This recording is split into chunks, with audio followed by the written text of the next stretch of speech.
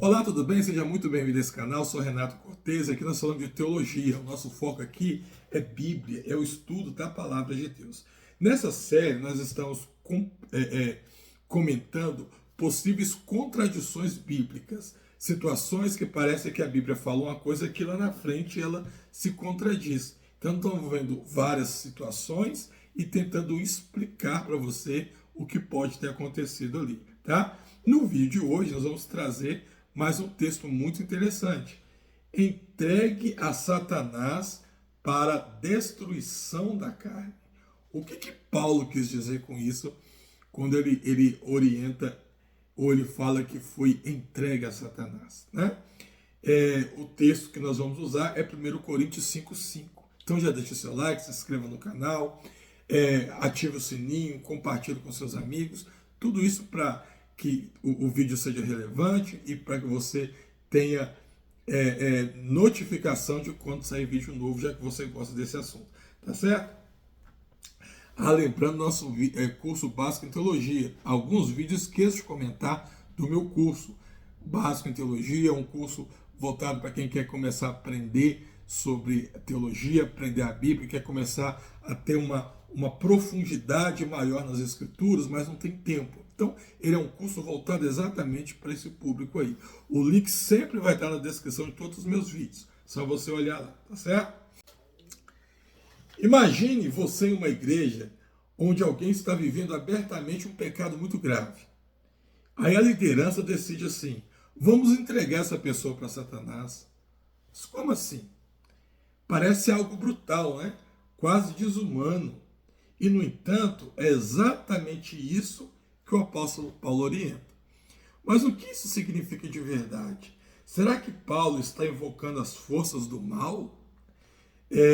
Ou será que algo mais profundo por trás dessa disciplina tão extrema que nós estamos percebendo aqui?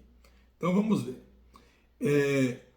O texto está lá em Coríntios 5, do 1 ao 13. Paulo aqui, ele está lidando com um caso de imoralidade sexual extrema. Um homem, ele teve relações com a mulher do seu pai, provavelmente a sua madrasta. Olha isso aqui. A igreja estava orgulhosa e permissiva, em vez de entristecida e de disciplinadora. Paulo então diz que mesmo não estando presente fisicamente, já havia julgado a situação espiritualmente. Então ele escreve: entregue esse homem a Satanás, para que o corpo seja destruído e o espírito seja salvo no dia do Senhor. Então o que significa entregar a Satanás? Esse aqui, ele é um ato de exclusão disciplinar da comunhão da igreja, entendida como um espaço protegido pela presença de Cristo e do Espírito. Entregar a Satanás significa remover o pecador da esfera da graça comunitária para que ele experimente fora da igreja as consequências do seu pecado.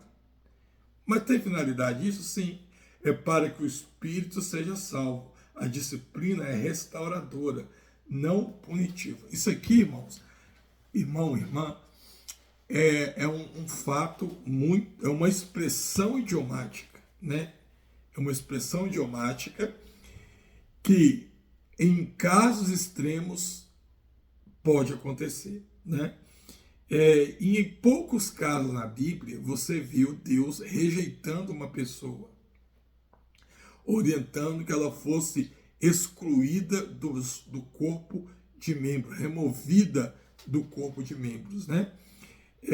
Em poucos casos isso acontece, mas como você serve a um Deus justo, a um Deus íntegro, a um Deus honesto e a um Deus principalmente amoroso que ama as suas ovelhas, esse caso ele é um caso real e que pode vir a acontecer, né? O interessante você saber é que Deus, ele é um Deus misericordioso, ele é um Deus paciente, que ele tem muito mais paciência do que qualquer um ser humano possa ter, mas também ele é um Deus zeloso e ele é um Deus que faz justiça. Ou seja, a paciência de Deus, ela tem um limite. E Deus, ele não vai deixar situações extremas acontecendo dentro do seio da sua igreja, ferindo, trazendo prejuízo e trazendo consequências para a igreja.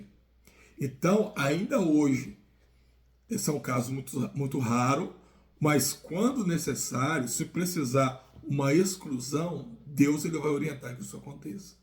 Ah, irmão, mas pode? Deus ele é soberano, né? Então eu te dou aqui alguns exemplos. Saul, por exemplo, foi um que Deus ele vira para Samuel e fala assim: Samuel, até quando você vai ter pena de Saul, se eu já o rejeitei? Né? Saul foi um desses casos. E alguns outros casos, você vê, esse jovem, ou esse homem também, ele foi um caso que aconteceu. Trazendo para nós hoje, nós temos alguns exemplos de casos que aconteceram, né, na vida real, que Deus orientou. Olha, fulano é lobo em pele de ovelha. Eu não vou trazer nenhum caso aqui, porque eu não tenho autoridade e também não é minha intenção expor ninguém, né? Então não teria por que eu trazer um caso de exclusão de membros de igreja aqui. E também não é essa a nossa intenção. A nossa intenção é estudar a palavra de Deus. Mas saiba que existe, e de repente você que está me ouvindo já sabe de algum caso assim, né? De pessoas que foram realmente expulsas, excluídas da igreja, porque o ato que elas vieram tomando chegou a uma condição muito extrema, tá certo? Em 1 Timóteo, nós temos alguns paralelos bíblicos. 1 Timóteo 1,20, Paulo também entrega a Satanás, Himeneu e Alexandre para aprenderem a não blasfemar. O termo não aparece com frequência, mas está conectado ao quê? Ao juízo corretivo de Deus. Então, o que você vê nesse caso aqui? Você tem uma situação extrema, que a pessoa às vezes ela é colocada ali, mas a principal função aqui é um aprendizado. Esse aqui, ó, é para aprenderem na pele a não blasfemar contra Deus. Você volta aqui, ó, a finalidade que eles falam aqui é para quê? É para que o espírito seja salvo. Olha que interessante isso aqui. Vamos voltar no texto aqui? Cadê o texto?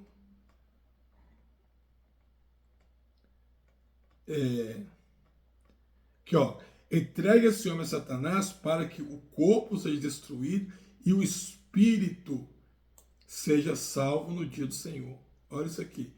O caráter aqui ainda era de correção. Olha como que parece que uma coisa, às vezes até muito drástica, tem amor. Tem amor. Por quê? Porque essa pessoa, ela seria corrigida, né? Aqui, olha, ó, remover o pecado da esfera da graça para que ele experimente fora da igreja, as consequências do seu pecado, tá? É comum acontecer? Repito, não é comum, mas isso ainda pode acontecer. Então,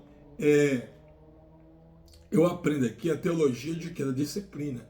Deus ele disciplina os que ama, e a forma de disciplina de Deus, ela vai abranger todos os atos, todas as consequências.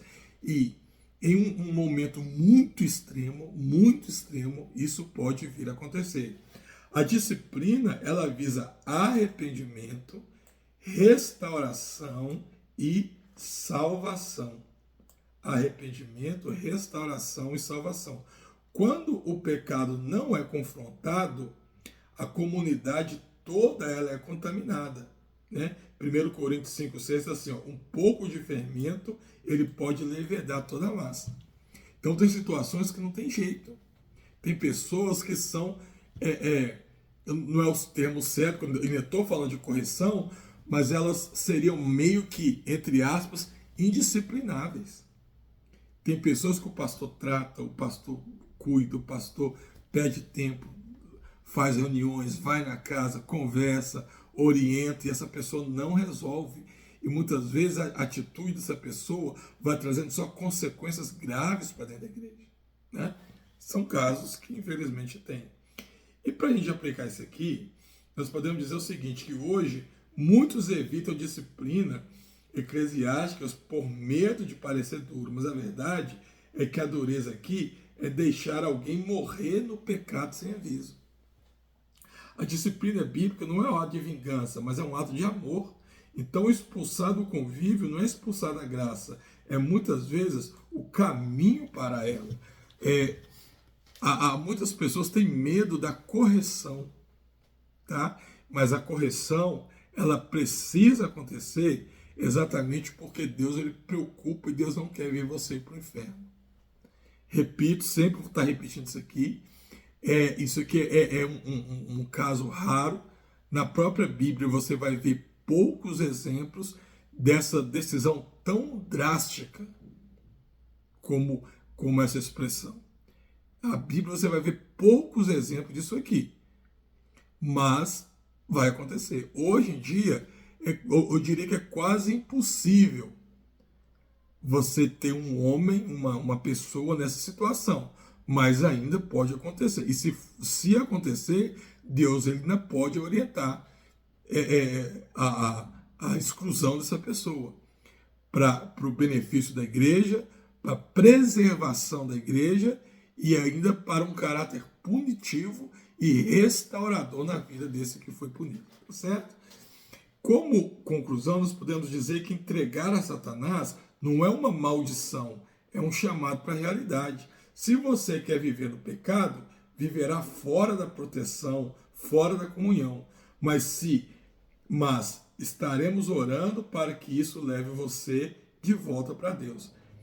A graça não ignora o pecado, ela nos confronta, corrige e cura, né? Toda a Bíblia, a intenção de Deus sempre é o quê? É trazer você para a graça, trazer você para a presença dele. Em qualquer momento, por exemplo, Judas Iscariote. Judas Iscariote fez talvez o pior pecado que poderia ser feito, que foi pecar, foi trair Jesus. Mas se Judas tivesse voltado e se arrependido e pedido perdão, ele teria sido perdoado. Tem pessoas que chegam no extremo desse aqui, mas se elas reconhecem o erro, elas voltam, Deus tem o perdão para elas. E qual que é o nosso papel? É nunca julgar, mas sim orar. Porque o nosso papel é amar e orar para que Deus trabalhe e salve a todos. Tá? Nosso papel não é julgar e achar bonito quando você vê essas coisas acontecendo. Bom, esse foi o vídeo de hoje, espero que você tenha gostado, que você tenha entendido. Tá certo? Fique com Deus, Deus te abençoe e até o nosso próximo encontro.